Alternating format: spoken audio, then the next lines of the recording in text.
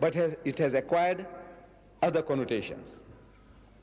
Allah tells us in the Quran,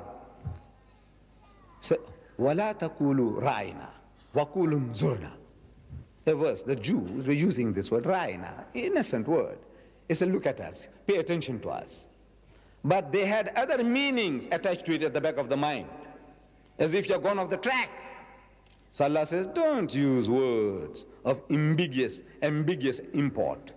See, you're using the word ra'ina, but at the back of your mind you're trying to say something else. So you've gone in their own language to say that you are drifting off, you've gone off the track.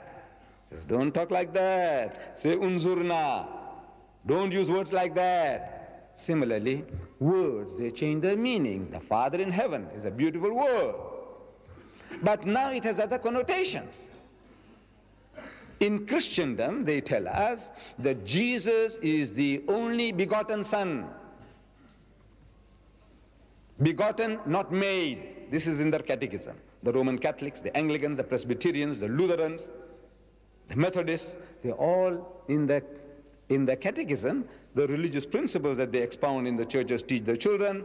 They say that Jesus is the only begotten Son. Begotten, not made. Don't make a mistake. It's not like Adam. Hazrat Adam alayhi salam. He was made by God. Every dog, pig and donkey was made by God. As such, Allah is the creator, sustainer, evolver. He is Rabbul Alameen. But Jesus is not like that. He was begotten, not made. And if words have any meaning, what does it mean? They're attributing to Allah Bari Ta'ala an animal nature, the lower animal functions of sex.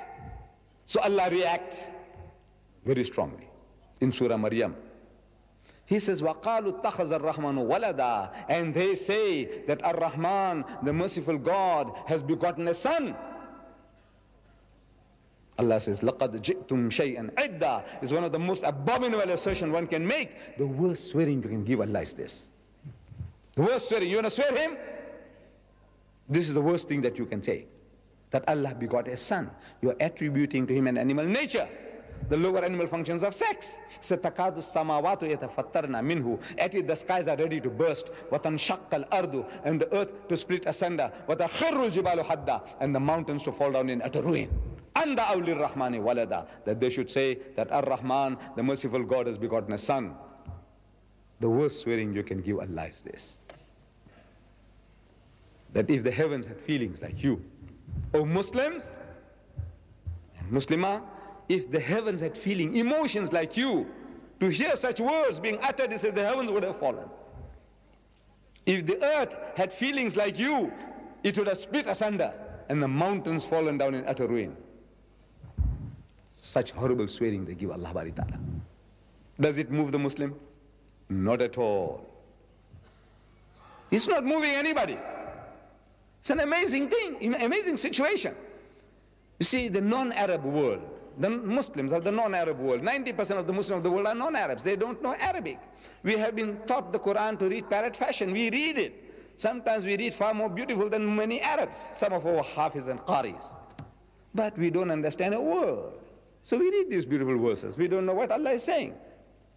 But the Arab world, more than 100 million of you, you understand what Allah is saying, what He's crying about. And it doesn't move anybody. This is an amazing situation, amazing thing. If any of you, my brothers, you go home and your mother tells you, he says, you know this guy next door, he was swearing me like this. I won't use the words. You know what the other guy was swearing your mother. Or your wife says, you know this guy next door, you know, he was calling me names. I'm asking, can you eat? Can you sleep? No. What do? You say, I want to go and break his jaw, shut him up for good. And if I'm too weak, I say, I hire a gang, somebody to do the job. Now it might cost me 10,000 dirhams. I'll do the job, shut him up for good. No? That's how much you feel for your mother, your sister, your wife, your daughter. And yet we say that we love Allah more than all these things. And yet when they swear him, they abuse him, what happens? Nothing, nothing, no reaction. You know why? The spirit is gone out of us. We are the living dead. The living dead. We are on the Siratul Mustaqim, but we are a dead people. We are dead on the right road. The outsider, the enemy, he is on the wrong road, but he's alive. He's alive on the wrong road. We are dead on the right road.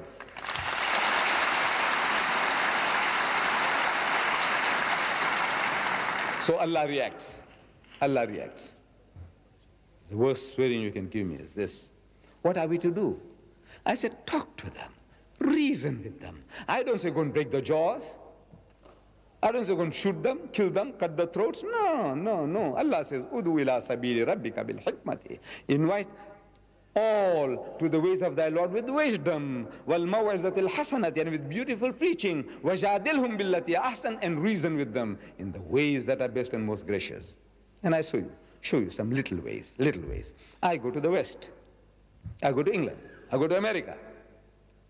I talk to them. I says, you know, English is a foreign language to me, which it is. It's a foreign language. I acquired this, you know, because they conquered my country, and I went to a British colony, so they taught me English, so I learned English. If the French had conquered my country, I would be speaking French. If the Spanish had conquered my country, I would be speaking Spanish.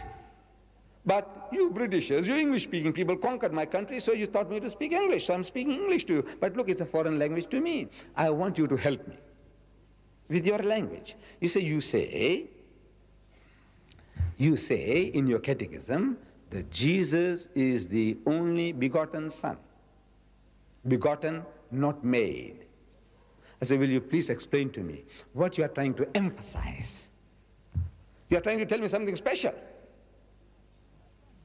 You see, I can call any young man here my son, and I'm sure you won't mind, the child won't mind it, nor will the father and the mother mind it, calling your child my son. But if some person, not knowing our relationship, wants to know, is he really your son? So then I have to tell you, no, you see, this young man, I like this little child.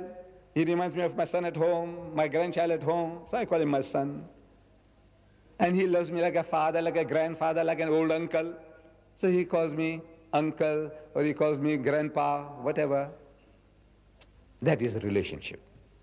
But instead, if I said, yes, he is my begotten son, you know what I'm saying?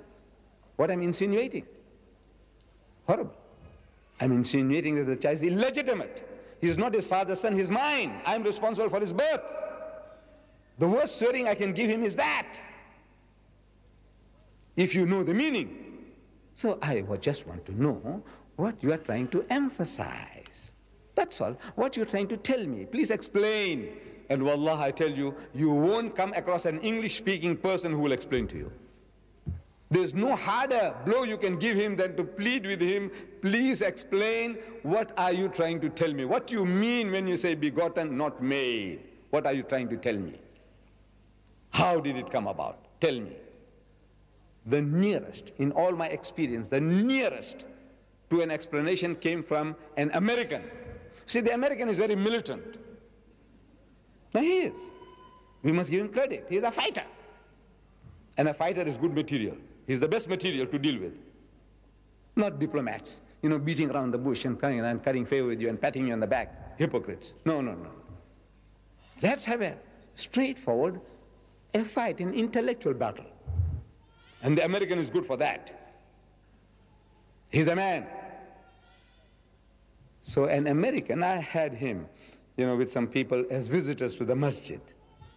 I happen to be one of the guides to the largest mosque in the southern hemisphere in my town, in Durban. And while I was guiding him, this subject cropped up, and I asked him this question, because I was asking everybody, nobody answers it. I'm asking him, this American. I said, what do you mean? He says, when you say begotten, not made, will you please explain? He said, yes, it means sired by God. I said, what? He said, no, no, I don't mean that, but you asked me what it means, I'm telling you what it means.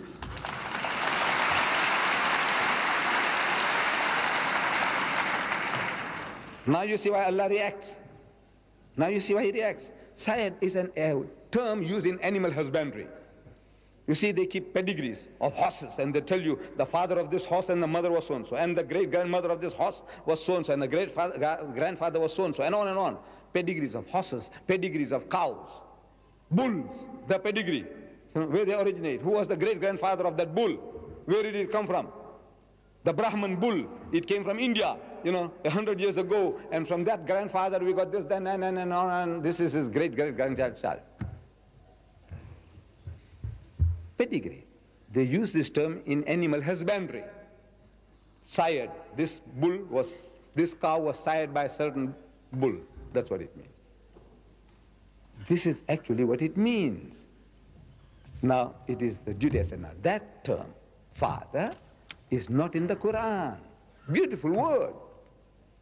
But it's not there. I said, that is a miracle. The 99 names are miracle. But you say, look, if you want to discount them, discount them. The miracle is that the commonest, the most readily available, the one that is being dangled before him for 23 years, he doesn't catch it.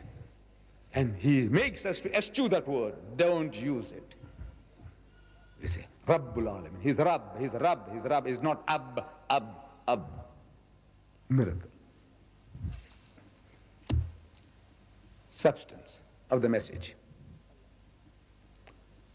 Allah says, another example I give you. Awalam yara allazina kafaru. He says, do not the unbelievers see?